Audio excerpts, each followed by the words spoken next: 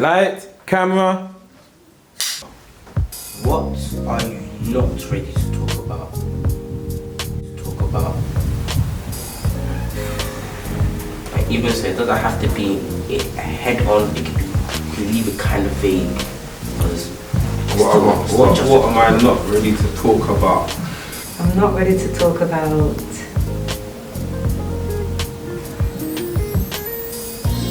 moving in with my new partner.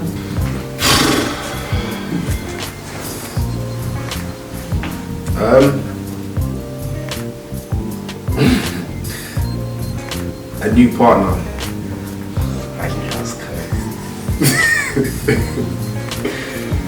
Yeah, I'm not ready to talk about a new partner. Do you have a new partner?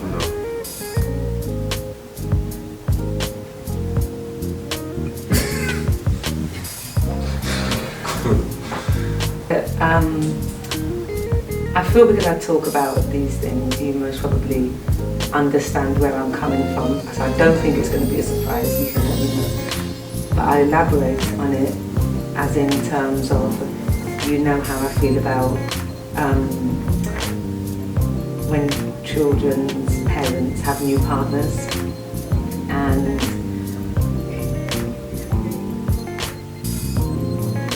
yeah, because it's something that pulls on my heartstrings. You know, I think you know already how I would feel about it. So I don't know if it's me trying to avoid talking about it, or because I think you know already. I just kind of leave it because it's like you know, people say to me, no, you're old enough, you know, like you guys are old enough and you have your life to live, as in I have my life to live. And I do understand that. But at the same time, I always feel that children's needs and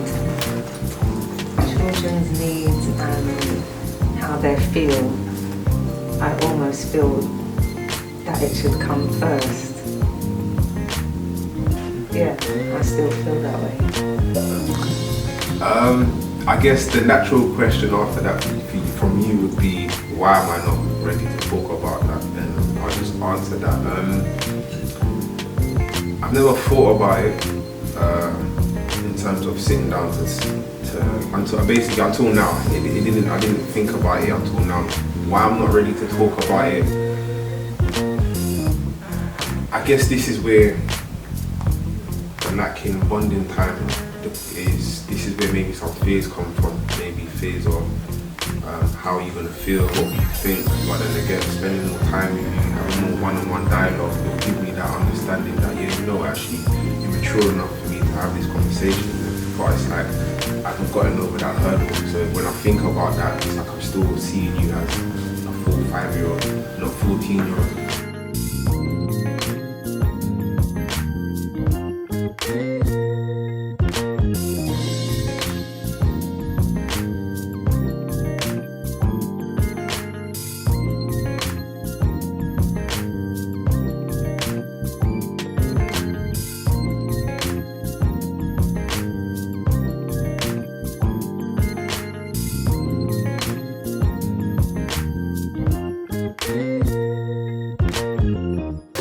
What do you think would transform our relationship? What needs to happen?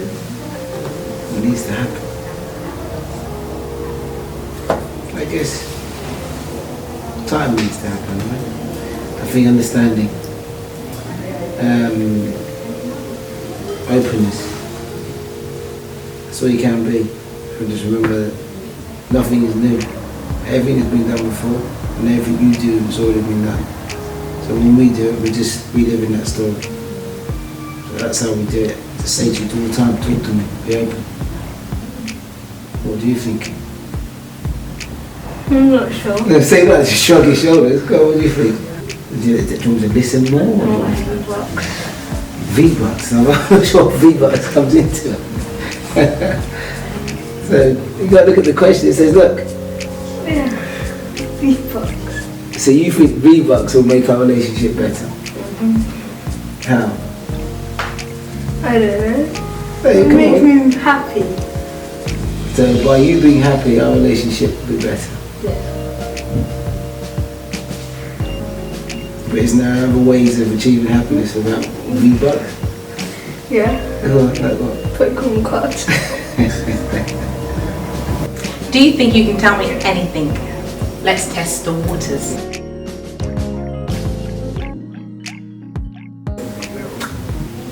No. Oh. Why? Because it's like not anything. Like I can tell you stuff. Okay, so what wouldn't you tell me? Probably if I was texting a boy. Why? No, but you told me when you was texting Nathan. Yeah, but I didn't do everything. Why not? Because Well, what kind of things were you texting? nothing. Next question. It must have been something. Next question. No, don't get all nervous now and Next question, please. No, okay, we'll go on in a minute. But why wouldn't you tell me?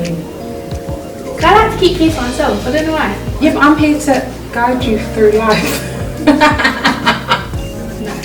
No, I seriously am. I know, yeah, but like that's why sometimes I ask you things. I say, oh, my friend done this, but really it's actually me. But yeah, and then you give me answers, so I don't need to answer. But yeah, So if you don't tell me, then who would you tell? myself. Not your friends. That was kind of mirror. One of my best Listen, your friends. friends cannot guide you more than I can. Let me just say that for free. Is money an issue in our family? Break it down. Break it down. Is money an issue in our family? Definitely not. Definitely not. Money is not an issue. There's always a need, yeah, for more money, because the more money you have, you could do more things.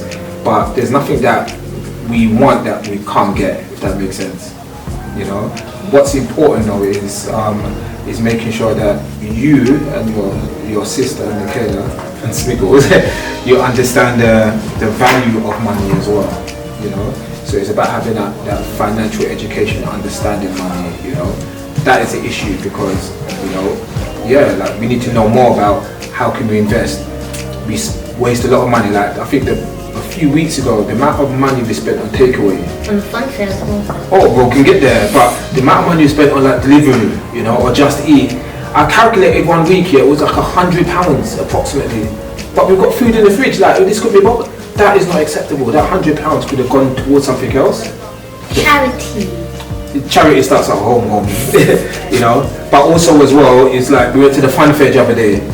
All that, you know what I mean? So it's about making sure that we start asking ourselves, if we do spend money, where's the money coming in from? So it's about having that holistic conversation, not just spend. You should be asking questions like, where's money coming from, Dad? Like, how can we generate more? How can we generate more money? Those kind of conversations. That's where I say we need to develop. You know, but at the moment, like, we're good for money, but we could always do with some more. Okay. Yeah? Yeah. It's my time now. Eh? Am I good again? No. Okay, you ready? Ready?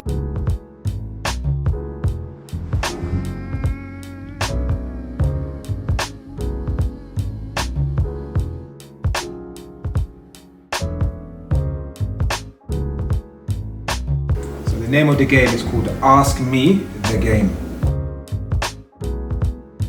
Yeah, and it's called Ask Me is because, like, growing up for myself, when I was at home, I had a lovely family, don't get it wrong, but I just was not allowed to ask certain questions. When I had a question that I wanted to ask, it's just like, don't go there, you know what I mean? It's like, hold it for myself.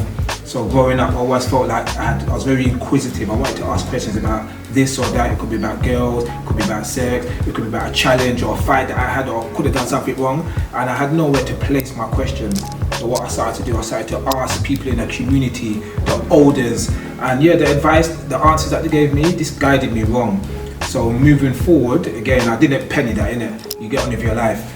Now I work with young people, I go into schools, and I see myself in a lot of young people where they'll come to me and they'll ask me so many questions that they never ask people at home. Why? Because they're in the same situation as myself. The difference is when I was younger, I didn't have no one to ask those questions to. There was no youth worker or anything like that. So working with young people, I see when they come to me with their questions and you give them the answer, how it creates an amazing bond with that young person. And you see them, you know, the confusion that was there or the cobwebs that they had is removed, and they've got like a fresh perspective.